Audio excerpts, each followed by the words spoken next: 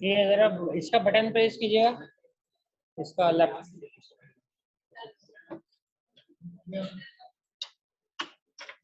देखिए on on हो रहा है।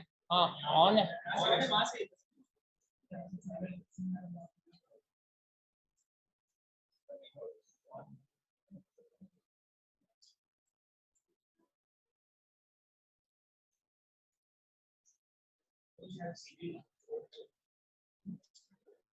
हाँ इसीलिए मैं बोल रहा हूँ, दोबारा बटन प्रेस कर दीजिए इसको।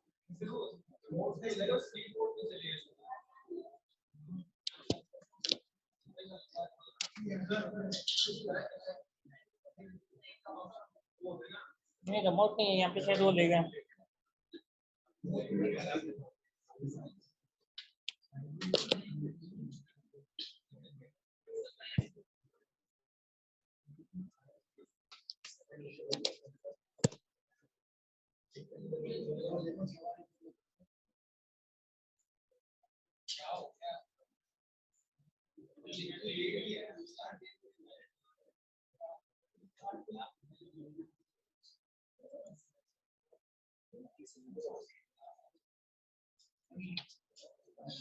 आप बात सुने, आप इसको ऑन करके ऑफ कर दें, अभी वो रिमोट नहीं है मेरे पास, तो ले गए शायद। इसको बटन प्रेस कर दें।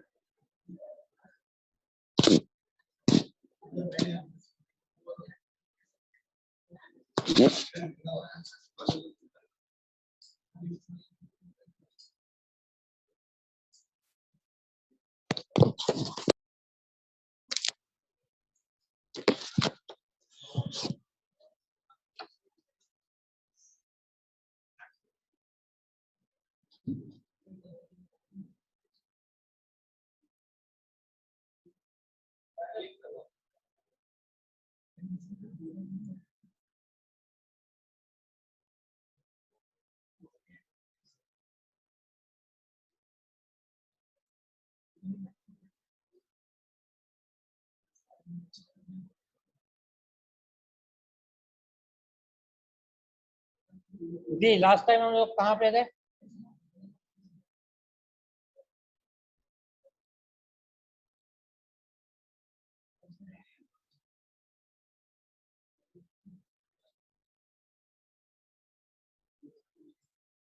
कोई मेमोरियल कहाँ पे थे? टोपोलॉजीज पढ़ा दी थी और ऑप्टिकल। अच्छा सर।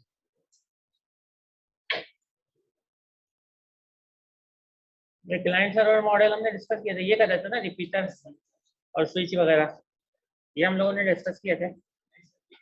अभी करना है। लास्ट टाइम हमने टोपोलॉजी और प्रोटोकॉल डिस्कस किए थे, ठीक है। अच्छा ये लास्ट टाइम हम लोगों ने डिस्कस किया था, कोई ये आप में से बताएगा कि प्रोटोकॉल जो है वो होता क्या है?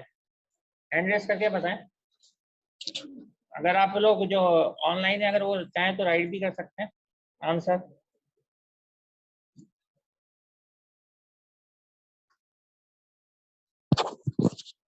प्रोटोकॉल जो है वो क्या होता है और मतलब उसका यूटिलाइजेशन क्या है? मैं तो आप लोगों को इसीलिए जो वर्ड बाय वर्ड बता रहा होता हूँ, प्रोटोकॉल की मीनिंग कहता भी हूँ कि आप लोग साथ नोट कर लें। अच्छा ये फिजिकल क्लासेस में तो नोट करें, अभी हो सकता है मुझे दोबारा बताना पड़े, लग ऐसी है जो असरात है वो दोबारा बताने के कर रहे हैं।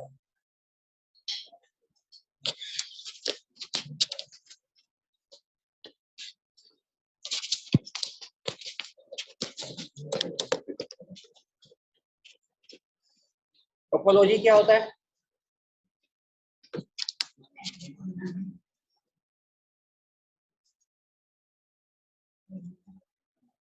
बताए, कोई भी बताए। देखें टोपोलॉजी जो है वो, अब जरा नोट भी कीजिएगा क्योंकि मैं कोशिश ये उस पर भी करता हूँ, ऑनलाइन में भी करता हूँ कि बिल्कुल वजाहत हो और आप लोगों को समझ में आए। और बार बार यही कहता हूँ कि आप लोग फर्स्ट सेमेस्टर के स्टूडेंट हैं, जितना इस सेमेस्टर में आप लोग मतलब गेन कर लेंगे नॉलेज है ये वर्ड के ये टर्म्स, तो उतना ज़्यादा वो हेल्पफुल होगा आगे आपको। इस हवाले से ही मैं आप लोगों को बार बार ये रिपीट करता हूँ बात। और की भी है, ये भी कहा है कि आप चाहे रिकॉर्डिंग देखें चाहे अगर उधर मिस कर दें, क्योंकि ऑनलाइन होते हैं, टीचर सामने नहीं होता, तो हो सकता है कि आप लोग इतनी तवज्जो नहीं दे पाते। तो ये मैंने बार बार रिपीट किया। और मिड टर्म का भी मतलब जो रिजल्ट रहा है वो अगर देखा जाए एवरेज अच्छा नहीं रहा, सिवाय कुछ बच्चों ने परफॉर्म किया। लेकिन परफॉर्म करने का जो रीजन होगा, चले रहमतुल्लाह आप बताएं आपने किस तरीके से पढ़ाई की थी, जरा 1 मिनट सुन लेते हैं।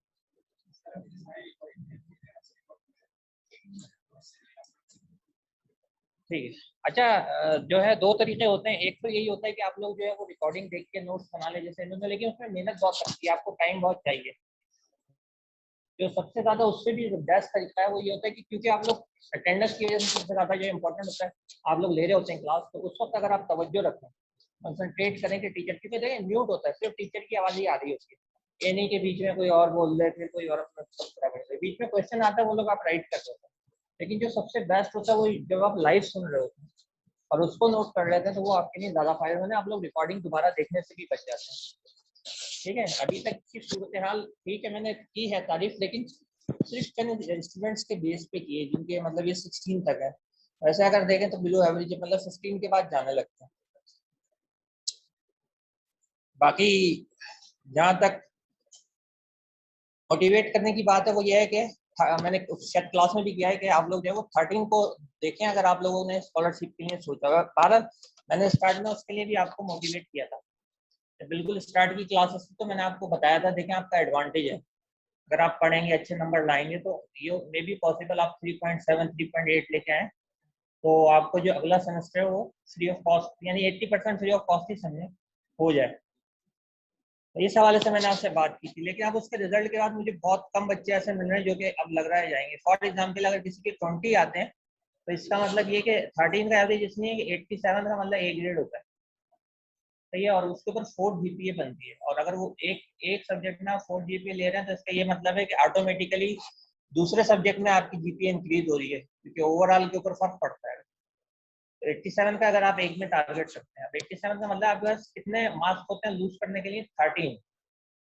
तो अगर मिड टर्म में जो कि आपके पास मतलब पहली चीज थी जिसमें आपको मार्क्स दिए गए, उसमें अगर किसी के 20 आ गए तो उसके टोटल कितने 5 मार्क्स जो है वो चले गए।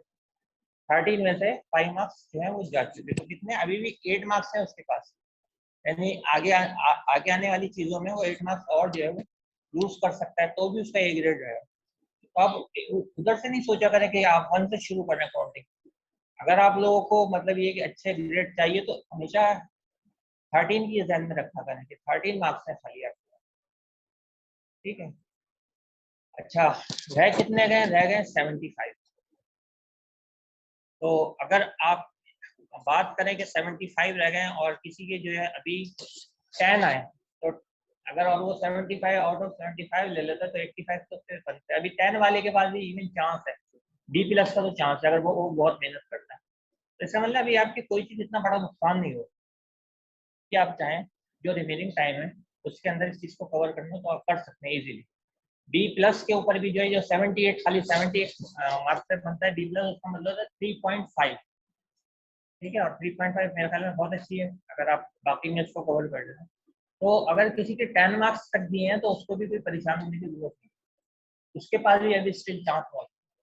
14 और 16 वाले की तो मैं बात ही नहीं करूँ, और आपकी क्लास में ज़्यादातर 16 है, तो इसलिए जो है वो अभी अगर किसी ने ये सोच लिया उसके मार्क्स देख के या डिप्रेस हो गया कि अब मेरे कुछ नहीं आएंगे, तो अभी भी आपके पास बहुत चांस है।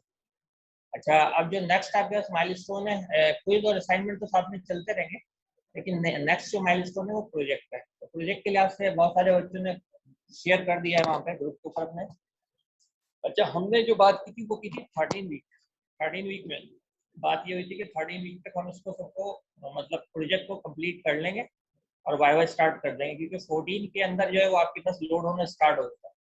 15 के अंदर बहुत ज़्यादा लोड होता है, उसमें सारी लैब्स के भी एग्जाम आपने देने होते हैं, प्लस ये उसके फौरन बाद 16 वीक में आपका फाइनल एग्जाम भी होता है, तो बिल्कुल भी टाइम नहीं होता आप लोगों को।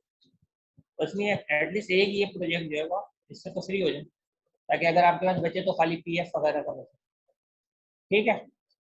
ये बात भी हम लोगों ने की थी। अच्छा, अब जो है वो जिन लोगों ने जो फ्रंट पेज बना लिया है यानी होम पेज बना लिया, तो अगर उनमें से कोई लैपटॉप लाए तो आज मैं चेक भी कर लूंगा उनका, और अगर कोई बात होगी तो बता भी दूंगा। अगर कोई लैपटॉप पे दिखाना चाहे तो मुझे दिखा भी सकता है। दूसरी बात ये कि अगर जिनका नहीं बना है तो वो कोशिश करें कि आज जो है वो होम पेज कंप्लीट कर लें। होम पेज से आपको ये आइडिया हो जाता है कि आप कौन कौन से पेज जो है वो बनाएंगे। उसके बाद आप बाकी जो रिमेनिंग पेजेस हैं उसके ऊपर वो यूज कर सकते हैं। ठीक है,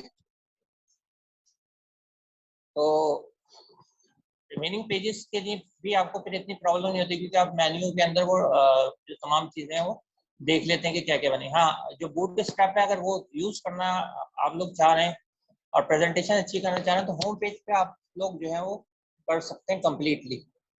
होम पेज के ऊपर जो है वो उससे ये होगा कि आपके पास जो प्रेजेंटेशन है एक प्रोफेशनल लुक है वो आ जाएगा। रिमेनिंग के अंदर भी आप ये है कि आप एटलीस्ट आपने एक पेज जो है ना अपने पूरे प्रोजेक्ट में एक पेज फुल खुद बनाना है, उसमें ना बूट स्ट्रैप यूज होगी, कोई चीज यूज। ठीक है, तो ये जो चीज है आप इस चीज का जो ख्याल रखें। और किसी को कोई क्वेश्चन प्रोजेक्ट के हवाले से या कोई डिस्कस करना चाहे? मैं प्रोजेक्ट आप लोगों की फाइल मैंने ओपन करके तो डिस्कस कर ली थी, जो जो तो वो मैंने आपको बता दिए थे। ठीक है, जो जिसके अगर कोई टॉपिक वाइज थी, किसी को मैंने खास तौर पे कहा था कि आप टॉपिक चेंज करें, ऐसा कोई ग्रुप है? क्या कहा था सर आपने? हमारा IT से स्मार्ट टाइप। जी जी, तो करा आपने, फिर कुछ चेंज करा? ठीक है, और इसके अलावा बस सही। प्रोजेक्ट 15 का है। 15 में से जो है वो 5 इस चीज के हैं कि आप लोग बना के कंप्लीट हो, और बाकी 10 इस चीज के हैं जब मैं आपसे क्वेश्चन करूं तो मैं सेटिस्फाई हो जाऊं कि ये आपने खुद भी काम किया है। उसमें अक्सर ऐसा होता है एक बच्चा करता है, दूसरों को पता ही नहीं होता ये है क्या। और इसलिए जो है वो मतलब मैं क्वेश्चन करूँ तो मुझे ये सेटिस्फेक्शन हो जाए कि आपने करा, तो वो उस चीज के मार्क्स हैं। और अगर आप लोगों को लैब के अंदर जो है वो जावा स्क्रिप्ट कंप्लीट हो गई आपकी, तो फिर मैं जावा। कौन टीचर कौन है? अच्छा सही है।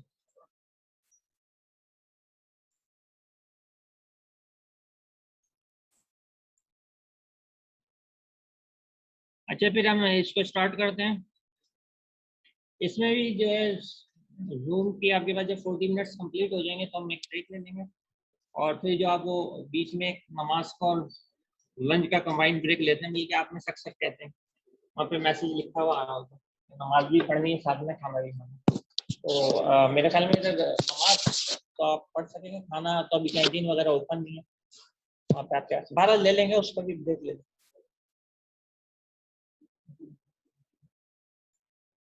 अच्छा, अगर आवाज़ कहीं नहीं आए तो बता दीजिएगा, कोशिश मैं करूँगा कि पूरी क्लास में आवाज़ है।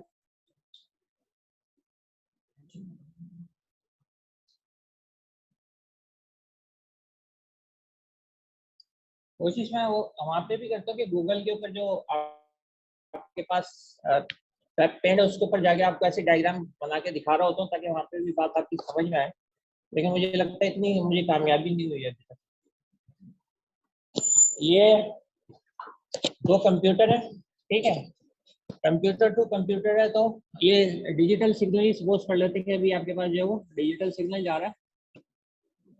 लेकिन जैसे जैसे डिस्टेंस बढ़ता जाता है तो ये सिग्नल की स्ट्रेंथ जो है वो कम होती जाती है। ठीक है, तो यहाँ पे आप एक डिवाइस लगाते हैं जिससे सिग्नल की स्ट्रेंथ जो है वो दोबारा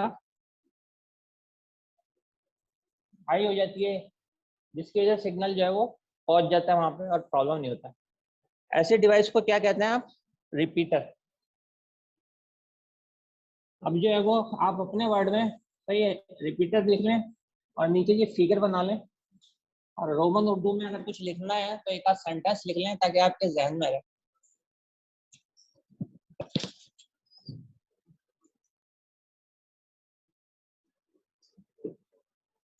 क्योंकि जब आप दोबारा इसको देखेंगे तो फिर प्रॉब्लम नहीं।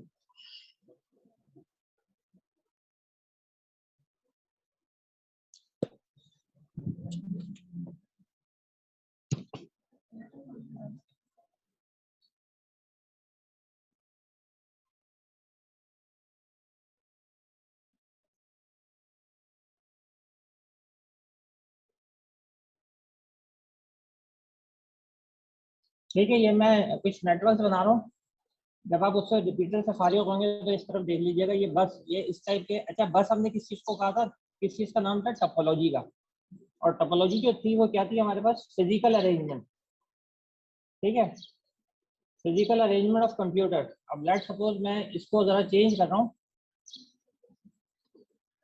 सही है, यहाँ पे मैंने स्टार कर दिया, यानी कि जो टोपोलॉजीज हैं वो डिफरेंट है। अच्छा, जहाँ ज्यादा आवाज आएंगी वहां से मैं क्वेश्चन भी करूँगा जी। हाँ, आगे बैठिए ताकि आवाज आए आप लोगों को। अगर किसी को आवाज का प्रॉब्लम है तो वो आगे थोड़ा थोड़ा आगे आ सकते हैं, लेकिन ऐसा ना हो कि एक लाइन में 5 लोग बैठ जाएं, वो ऐसा ख्याल रखें।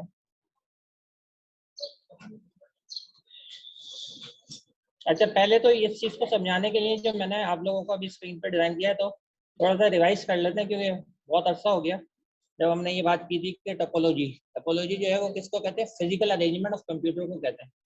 ये फिजिकली, अगर आप इसको भी मैं कहूँ कि ये चेयर्स हैं, ये भी एक तरीके से टोपोलॉजी है, क्योंकि फिजिकली हमने अरेंज की है। ठीक है, ये भी आपके पास क्या है, टोपोलॉजीज है। अब जब हम इसकी बात करते हैं कि कितने टाइप्स की टोपोलॉजी है, तो देखें ये रिंग है। रिंग में नॉर्मली कंप्यूटर जो है राउंड शेप के अंदर होते हैं। ठीक है, ये हमने डिस्कस किए थे, ये फिजिकल अरेंजमेंट है। दूसरा जो है वो क्या है, बस है। बस में आपके पास ऐसे कंप्यूटर जो है वो एक लाइन से कनेक्ट होते हैं। इसी से डेटा आ रहा होता है और इसी से जो है वो जा रहा होता है। ठीक है, क्या लिमिटेड अमाउंट में? अच्छा, जो जरा क्वेश्चन करे ना, ये प्रॉब्लम मुझे परसों से हो रहा है, क्वेश्चन कोई करता आंसर में किसी और को देने लगता हूँ। तो आप प्लीज ऐसा करेंगे, थोड़ी देर के लिए इसको जरा सा नीचे करके फिर क्वेश्चन करा करें मुझे जरा। कौन करना, आप करना, या हैंड रेस कर लिया करें, कोई बात नहीं, हैंड रेस करें। नहीं, इसमें भी हो सकती है ज्यादा, इसमें भी ज्यादा हो सकती है। लिमिट तो कोई नहीं है, बस ये है कि अगर आपके पास बहुत ज्यादा डिस्टेंस बढ़ने लगे तो इसीलिए रिपीटर हम यूज करने लगते हैं, कि अगर आपके पास ज्यादा वायर केबल जो है वो ज्यादा है बस का, आप बस की बात कर रहे हैं ना? हाँ, तो केबल बस का तो आप जो है वो रिपीटर ऐसी रिंग में भी यूज कर सकते हैं। यानी इसकी वो नहीं है लिमिटेशन। अब एक वक्त ऐसा आएगा कि सिग्नल जाने ही बंद हो जाएंगे, लेट्स तो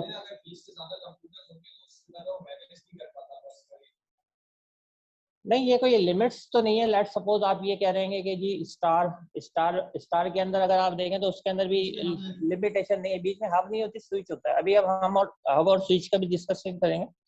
और इसके अंदर जो है वो खास कोई थ्योरेटिकल डिस्कस नहीं है, बस ये एक बात कही जाती है कि आप जाहिर बात है वो आप किसी भी टोपोलॉजी में ज्यादा कंप्यूटर रखेंगे तो वो ऑटोमेटिकली स्लो डाउन होने लगेगी। यानी लिमिट कोई कहीं पे भी नहीं है दी गई है। ये रिंग है, ये बस है, और ये स्टार है। स्टार के अंदर जो है नॉर्मली जो कनेक्ट, जो स्टार जब शुरू हुई थी तो वो हब होता था, लेकिन फिर जो है वो स्विच होने लगा। और रीजन क्या है कि हब जो है वो इंटेलिजेंट डिवाइस नहीं होता। हब जो ब्रॉडकास्ट करता है अपना मैसेज ना, तमाम डिवाइसेस को भेज देता है तमाम। जैसे मिसाल के तौर पे इस कंप्यूटर ने एक मैसेज सेंड करा स्विच को कि ये जो है इस कंप्यूटर को दो। सही है, ये ए कंप्यूटर है, ये बी है, इसने जो मैसेज करा इसको, हब को। तो अब क्या करेगा, सिर्फ इसको नहीं भेजेगा, इसको भी भेजेगा, इसको, यानी सबसे पूछेगा कि ये मैसेज आपका तो नहीं है, क्योंकि उसके ऊपर बी लिखा है कि बी को देना, तो उसको ये नहीं पता होगा कि ये बी है, ये बी है, सबको भेज देगा। और जो बी होगा खाली वो एक्सेप्ट कर लेगा। तो हम जो है उसकी आपके पास कम्युनिकेशन स्लो होती है।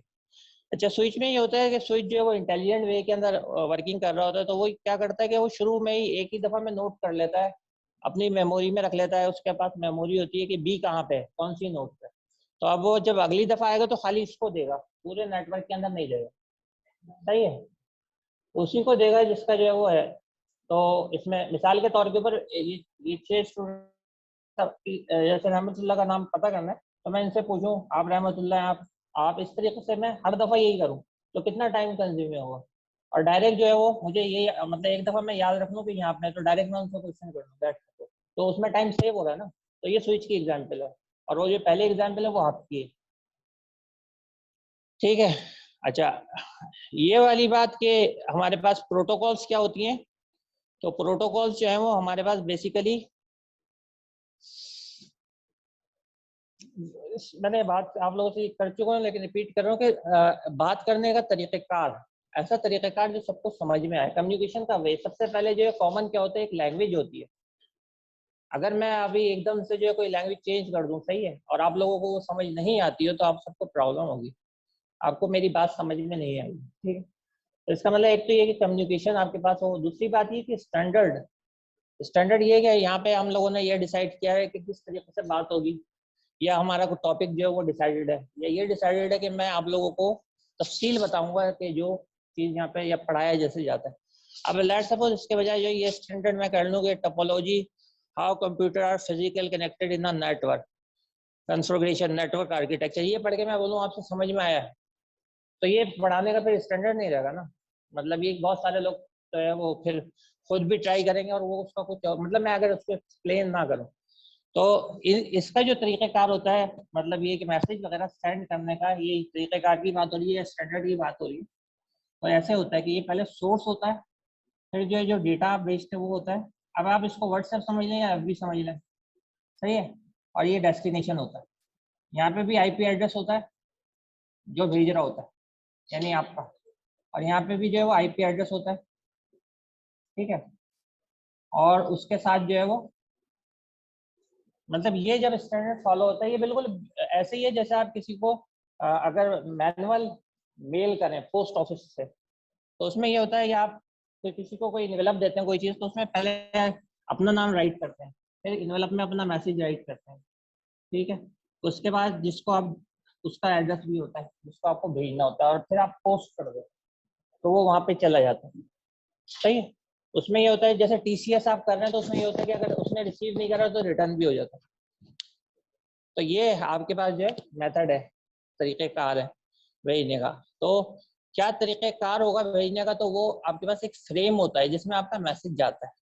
प्रोटोकॉल बेसिकली कर क्या रही होती है, वो ये कर रही होती है, एक सॉफ्टवेयर है प्रोटोकॉल, सही है। वो सिग्नल्स के फॉर्मेट में ट्रैवल करता है और वो कर क्या रहा होता है, आपका मैसेज लेके जा रहा होता है, क्योंकि आपका मैसेज बहुत बड़ा होता है तो वो क्या करता है छोटे छोटे पार्ट्स में लेके जाता है।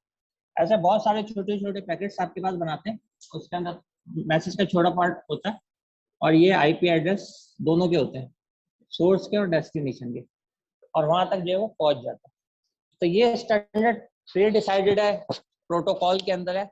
तो सेंडर भी ऐसे सेंड कर रहा है और रिसीवर भी है। अब देखें ये स्टैंडर्ड ना हो, लेट्स सपोज किसी ने भेजने से पहले, क्योंकि वो तो मशीन नहीं समझेगी, आप ह्यूमन बीइंग अच्छा समझ लो, उसने डेस्टिनेशन का पहले लिख दिया, सही है, और जो है वो सोर्स का लिख दिया और यहाँ पे जो है हेलो किसी ने इस फॉर्मेट में भेज दिया। अब ये जो है ये प्रोटोकॉल की खिलाफ वर्जी हो गई। रिसीविंग एंड के ऊपर वो समझेगा इसको, उसको तो सोर्स की जगह पे चाहिए, मैसेज की जगह पे चाहिए, और डेस्टिनेशन। अब उसने क्या करा, इसको सोर्स समझा, हालांकि वो खुद ये है, पहले तो इसको देखने जाएगा कि मैं सोर्स हूँ क्या मेरे लिए भेजा गया, यहीं पे जो मैसेज खत्म हो जाएगा, क्योंकि ये वो हेलो तो वो सोर्स नहीं, उसका तो आईपी एड्रेस होना चाहिए, जबकि आपने स्टैंडर्ड ये डिफाइन कर दिया। तो ये है रूल जो आपके पास है, जो दोनों कंप्यूटर समझेंगे। इस चीज को कहा जा रहा है कि बिल्कुल एक जैसा फॉर्मेट होगा पूरे इंटरनेट के ऊपर। और नॉर्मली जो इंटरनेट की जो प्रोटोकॉल है जो सबसे ज्यादा यूज होती है वो टीसीपी आईपी, सही है। टीसीपी आईपी जो है वो उसका एक हेडर होता है या फ्रेम होता है जिसके अंदर बहुत सारी इंफॉर्मेशन होती हैं और वो जो इसको लेके जा रहा होता है,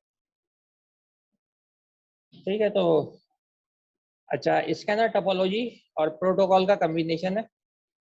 ये जहाँ पे मेरा पॉइंटर है यहाँ पे बस लिखा है, ये टोपोलॉजी है, और प्रोटोकॉल जो ईथरनेट है, सही है। यानी नॉर्मली बस के ऊपर ईथरनेट प्रोटोकॉल का नाम होता है जो चलती है। स्टार के ऊपर जो है वो ये wireless network with central access point, ठीक है। ये जो है समझ लें कि ये जो स्विच के अंदर यूज होती है प्रोटोकॉल, अब ये वायर बेस्ड भी होती है और वायरलेस भी होती है।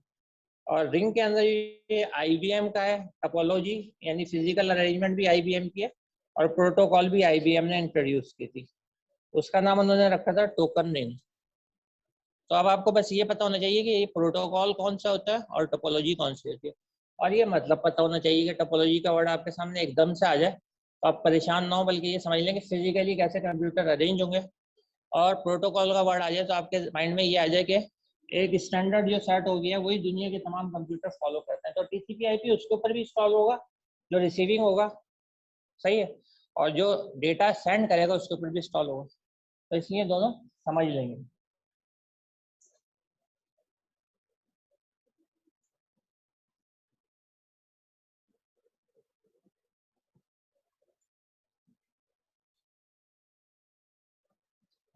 अच्छा, अब जो है क्योंकि ये बात क्लियर हो गई, मैं इधर से आप लोगों को लाया था। देखिए, दो अगर आपके पास नेटवर्क है, दोनों बस है, या ये भी इस एग्जाम्पल में भी बस है, तो उसको हम क्या कहते हैं, कंफर्टेबल, एक जैसा, सिमिलर, सही है, ये जो वर्ड है ना, एक जैसे दोनों बस है ना, तो इसलिए, और एक जैसे नहीं है तो आप उसको क्या है, इनकम्पेटेबल। यानी ये वाली एग्जाम्पल, ये इनकम्पेटेबल, ये इसमें देखें कि बस आ रहा है, एक स्टार आ रहा है, एक रिंग आ रहा है। सही है। अच्छा, अगर सिर्फ आपके पास जो है दो जो है वो आपके पास सिर्फ दो जो कंपेटेबल नेटवर्क हो, तो जो डिवाइस है वो है ब्रिज। ये पहले एग्जाम्पल के लिए है। सही है, यहाँ पे जो ब्रिज यूज होगा क्योंकि दो नेटवर्क्स हैं और कंपेटेबल हैं, लेकिन दो से अगर ज्यादा हो तो फिर हमारे पास है स्विच, उसके नीचे सेवरल कंपेटेबल नेटवर्क, जो स्विच है उसके आगे लिखा हुआ है। और अगर इस तरीके की हो, क्योंकि इंटरनेट के ऊपर आपको पता नहीं होता कि बीच में कौन सा जो नेटवर्क, जब तक आपका डेस्टिनेशन तक पहुंचे, बीच में कभी बस आ रही है, कभी स्टार आ रही है, हमें नहीं मालूम। तो ऐसी डिवाइस होनी चाहिए जो हैंडल कर ले, तो उसका क्या आंसर है, राउटर। इसीलिए इंटरनेट के ऊपर जो राउटर यूज होता है, क्योंकि वो हर तरीके की टपोलॉजी को हैंडल कर लेते हैं। बीच में बस भी हो सकती है, रिंग भी हो सकती है, स्टार भी हो सकती है, फिर अगेन बस मिल सकती है। जिसने सेंड किया वो भी बस से हो सकता है रिसीविंग एंड के ऊपर जो वो रिंग हो। तो हर तरीके की जो डिवाइस है उसको कंट्रोल कौन कर लेता है, राउटर। तो इसलिए इंटरनेट की जो बेसिक डिवाइस है वो राउटर है, जो सबसे ज्यादा इंटरेस्ट। स्विच तो लोकल नेटवर्क्स वगैरह के लिए या दो नेटवर्क के लिए यूज हो रहा है। आपके पास स्विच यूज हो रहा है इधर कैंपस के अंदर, कोई बताएगा किस वजह से? अगर आप ये सामने चीज देखें तो इससे ही आंसर मिल रहा है, बताएगा कोई?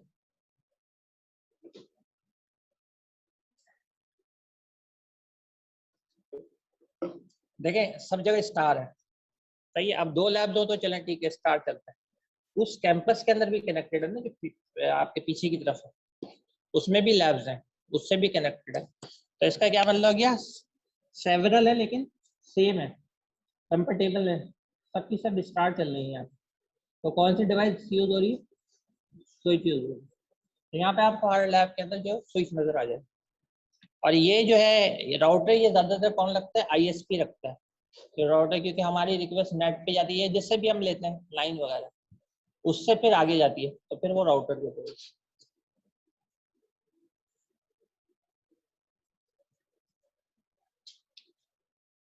ठीक है। अच्छा, ये आपके पास दो मॉड्यूल होते हैं, एक क्लाइंट सर्वर होता है और एक जो पेयर टू पेयर होता है, सही है। तो ये मॉडल नेटवर्किंग के अंदर होते हैं जो यूज होते हैं, और आप इसको बहुत ज्यादा जो यूज करते हैं। ठीक है, ये नोट कर लिया सबने? ये क्वेश्चन है तो पूछें, पूछना कोई जी? नहीं नहीं, मॉडर्न और राउटर एक ही है। अभी मैं मॉडर्न का डिस्कशन करता हूँ। मेरे ख्याल में मैंने वो आपको कम्युनिकेशन मॉडल तो करवाया था ना, उसके अंदर आपसे डिस्कस किया था, ये है ना इसके अंदर। ये क्या कर रहे हैं, इसका काम डिफरेंट है। ये क्या कर रहा है, डिजिटल टू एनालॉग कन्वर्जन कर रहा है। ठीक है, ये क्या कर रहा है आप बताएं, हफ्ता, क्या नाम है, क्या नाम है? हफ्ता मुश्ताक है ना? नहीं, इनसे बोल रहा हूँ। हाँ बताएं। ये मॉडर्न हम लोगों ने पढ़ा था, ये लास्ट टाइम क्या क्या चीज पढ़ी थी हमने, क्या करता है ये? ठीक है, ये जो है इसका काम डिफरेंट है। ये क्या करता है, ये यहाँ से डिजिटल निकलते हैं और यहाँ से जो वो एनालॉग आपके पास जा रहे हैं। ठीक है।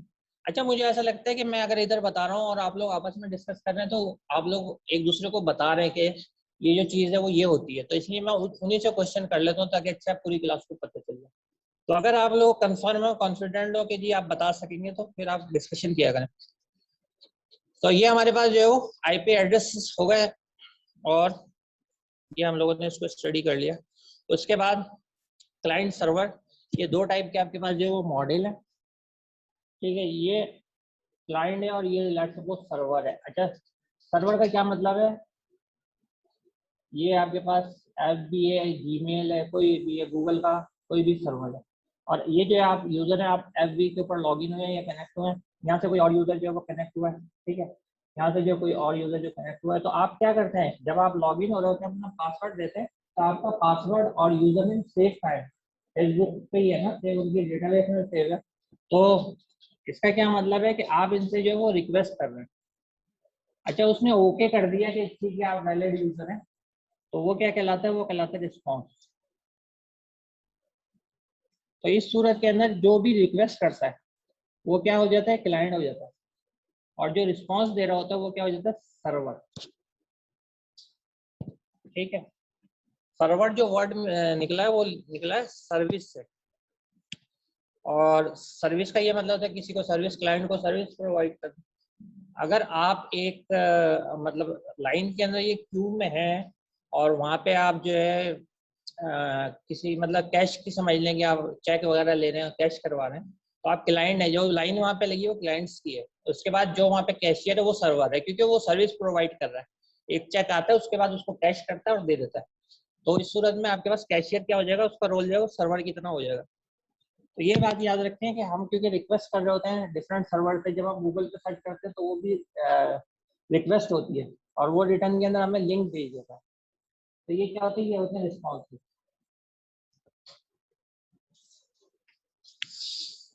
तो एक मॉडल जो है वो ये है, इसमें हमेशा ये याद रखेंगे, हमेशा जो है क्लाइंट की तरफ से रिक्वेस्ट होगी और सर्वर जो है उसको आंसर देगा या। ठीक है, अब दूसरा जो मॉडल है वो इस तरीके का है कि आपके पास जो पेयर टू पेयर मॉडल कहलाता है वो इस तरीके का है, जैसे फॉर एग्जांपल 2 कंप्यूटर या 3 कंप्यूटर, ठीक है, वो कनेक्टेड है एक दूसरे के साथ।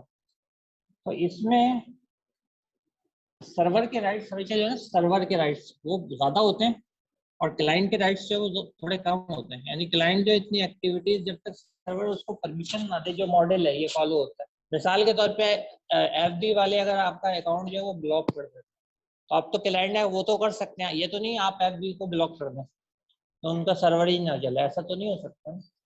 तो इसका क्या मतलब है कि उनके पास ज़्यादा राइट है। इधर भी एडमिनिस्ट्रेटर होते हैं, उनके पास ये राइट होते हैं कि आपको जो पासवर्ड है वो आपको चेंज करके दे दें। आप उनका चेंज नहीं कर सकते, वो कर देंगे। किसी से कनेक्टिविटी देनी है तो वो भी दे देंगे, ठीक है। किसी आपके पास फोल्डर की आपको देना है, शेयर करना है, तो वो भी कर देंगे, आप नहीं कर सकते खुद से ना। तो सर्वर के राइट्स हमेशा जो है वो ज़्यादा होते हैं। जैसे आप उनके सर्वर पे जाके अपना अकाउंट वगैरह क्रिएट करते हैं, अपना पासवर्ड देते हैं। अब ये नहीं होगा कि गूगल वाले आके बोलने के हमारा अकाउंट क्रिएट, ऐसा तो नहीं होता।